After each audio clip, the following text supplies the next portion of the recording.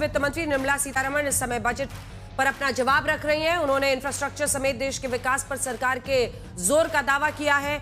लेकिन इससे पहले बजट पर चर्चा में लोकसभा के नेता प्रतिपक्ष राहुल गांधी ने आज संसद में भारत अमेरिका ट्रेड डील को 1.5 अरब भारतीयों के भविष्य का सरेंडर कहा।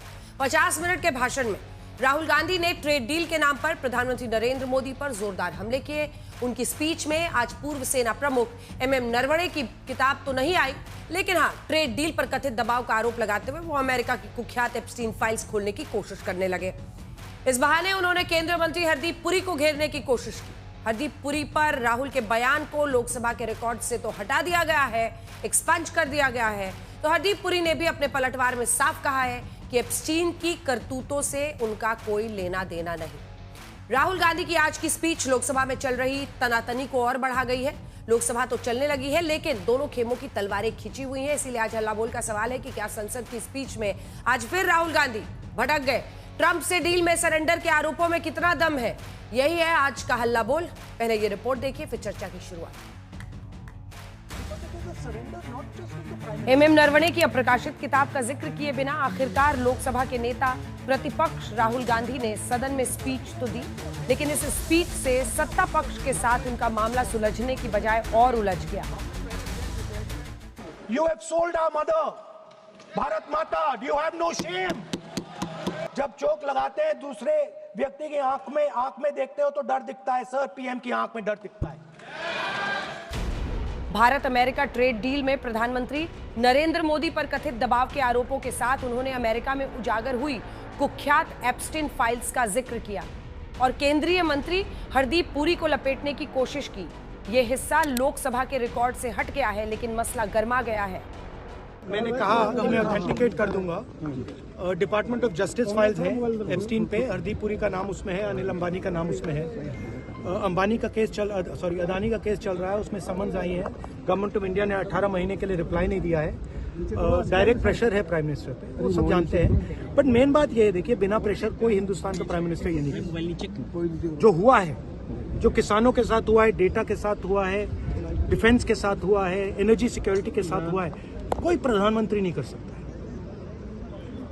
नॉर्मल सिचुएशन वो जब ही करेगा जब किसी ने मतलब चोक लगा रखा है, ग्रिप ले रखी है और चोक लगा रखा है।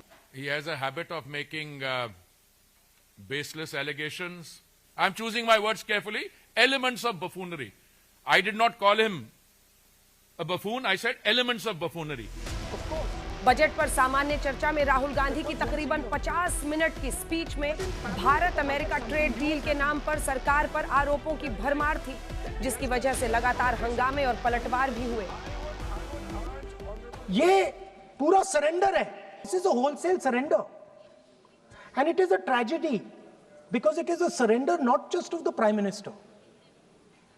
He has surrendered the future of 1.5 billion Indians.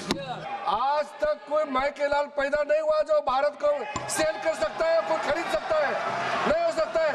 और आपने प्रधानमंत्री जी को कहा, मैं दावे के साथ कहता हूं, इस देश का आज तक सबसे मजबूत प्रधानमंत्री नरेंद्र मोदी जी है, कोई हिला नहीं सकता है। राहुल गांधी की स्पीच के दौरान नियमों के हवाले से लगातार टोका टाकी हुई। How can you even come to this house and talk this type of nonsense? No.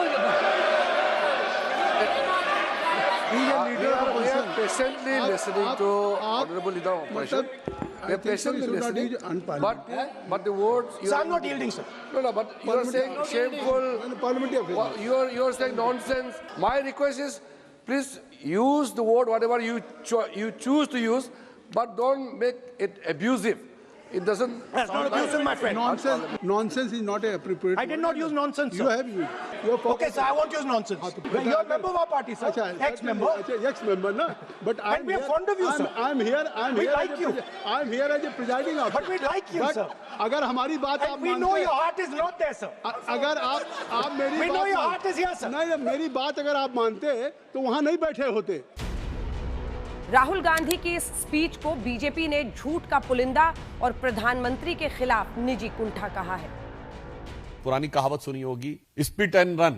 कुछ झूठ बोलो और भाग जाओ, जहरीली भाषा में झूठ बोलो और फिर तुरंत विदेश की तरफ उड़ जाओ। फ्रेज यूज किया जाता है संसद से सड़क तक। मगर अगर सड़क छाप भाषा और सड़क छाप आचरण आपको संसद में देखना हो तो कांग्रेस पार्टी और विपक्षी दलों का आचरण देखा जा सकता है कि कांग्रेस पार्टी अब अपनी हार में सुध बुध खो चुकी है और राहुल गांधी खप्तुल हवास हो चुके हैं। लोकसभा स्पीकर ओम बिरला के चैम्बर में वीडियो बनाने और उनसे कथित तौर पर बदसलूकी को लेकर भी कार्रवाई के संकेत हैं। स्पीकर के चैम्बर में कम से कम 20-25 कांग्रेस के एमपीज जब घुसे तो मैं भी वहां गया और जो गाली गलौज किया स्पीकर के साथ वो तो मैं आपको बता नहीं सकता हूं। स्पीकर तो बहुत नरम आदमी है, नहीं तो और भी कठोर कदम उठा सकते थे। ये कोई तरीका होता है क्या? उसमें जब स्पीकर को गाली गलौज कर रहे थे उस समय वेणुगोपाल जी भी थे, प्रियंका गांधी भी थी वहां पे, कांग्रेस के सीनियर लीडर थे और वो भी मिला रहे हैं, इनकरेज कर रहे हैं। राहुल गांधी की स्पीच के बहाने शुरू हुई तनातनी संसदीय संयम को लांघ रही है। आखिर ये लड़ाई कहां जाकर थमेगी? आज तक ब्यूरो।